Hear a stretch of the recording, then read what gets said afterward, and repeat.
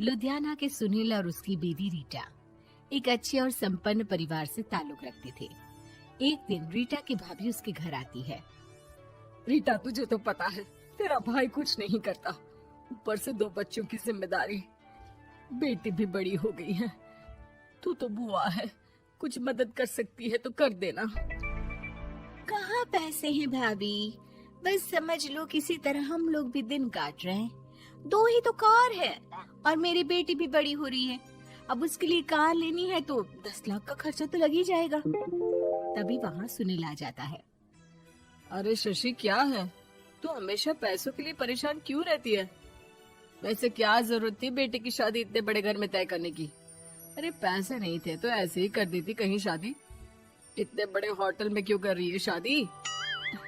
लेकिन यहाँ तो मामला शादी का है, डेट तय है। दरअसल तेरे भतीजे के पीएफ के पैसे आने हैं, पर उसमें देर हो रही है। जैसे ही पैसे आ जाएंगे मैं तेरे अकाउंट में डलवा दूंगी। ठीक है, हम लोग सोचकर बताएंगे। तभी वहाँ भतीजा आ जाता है। फूफा जी, आप लोग ही मदद कर सकते हैं, वरना तो कैसे काम होगा समझ में ही नहीं आ रहा। मैं वादा करता हूँ जैसे ही पैसे आ जाएंगे मैं आप लोगों को वापस कर दूंगा। हाँ भाई, ठीक है। अब देख भाई, हमारे लड़के तो सारा दिन घर पर पड़े रहते हैं, ना कमाते हैं ना कुछ कमाने की इच्छा रखते हैं। लेकिन चल, ये ले, कितने पैसे चाहिए? जी 4 लाख रुपए। ठीक है, लेकिन पैसे ध्यान से वक्त पर वापस लौटा देना।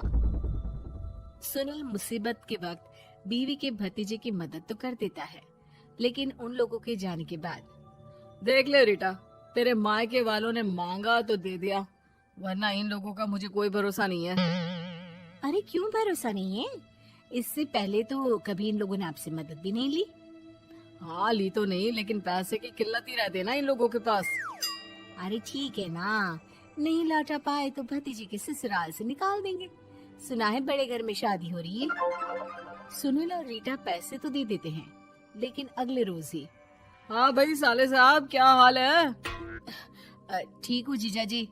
क्या बात है, सालों बाद आपका फोन, जरूर कोई बात होगी, बताइए ना।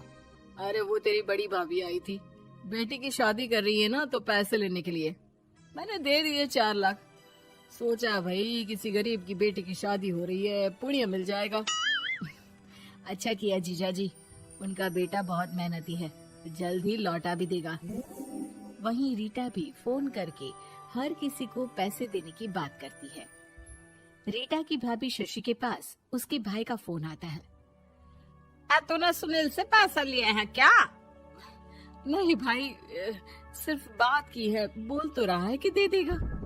वो लोग मदद करने वालों में से नहीं है, और मदद कर भी दे लेकिन समाज में गा गा कर हालत बुरी कर देते हैं।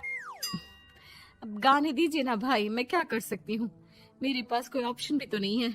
बेटी की अगले हफ्ते शादी जो है। शशि की बेटी की शादी हो जाती है, लेकिन शादी के 1 महीने बाद ही सुनील का फोन भतीजे के पास आता है। हाँ भाई, शादी तो हो गई हम लोगों की दुआ से।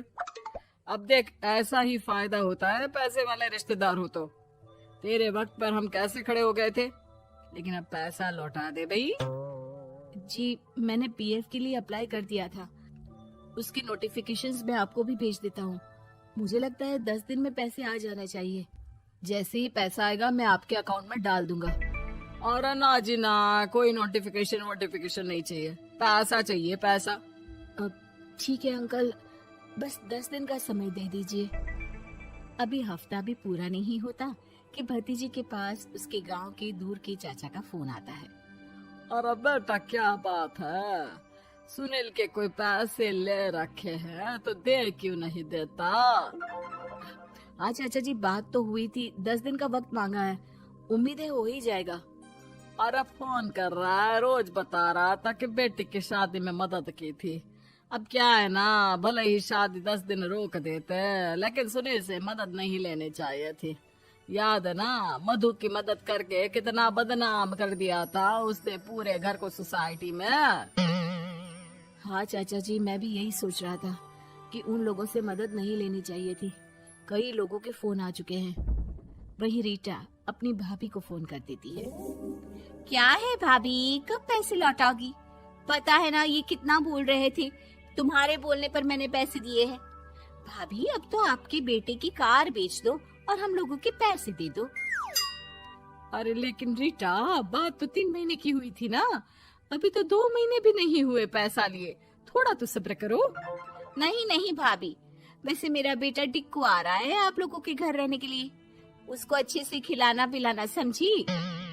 भाभी को समझ में नहीं आता कि वो क्या करे। वो बेटे से बात करती है। अरे माँ, इन लोगों से मदद लेकर सच में बहुत बड़ी गलती कर दी। मुझे खुद समझ में नहीं आता कि कैसे इन लोगों के पैसे जल्द से जल्द दे दूं। तभी डोरबेल बजती है और रीटा का बेटा टिक्कू घर में आता है। आओ बेटा, मामी के घर पहली बार आए हो रहने? आप पापा बोल रहे थे कि आप लोग पैसे का ब्याज तो दे नहीं पाओगे, तो तब तक मैं यहीं रह लूं। और हाँ, मैं एसी के बिना नहीं सो पाता। आप लोग अपना देख लेना और पैसे जल्दी लौटा देना, क्योंकि मैं थोड़ा जल्दी जाना चाहता हूँ। रीटा का फोन शशि के पास आता है। भाभी, पैसे कब तक दोगे?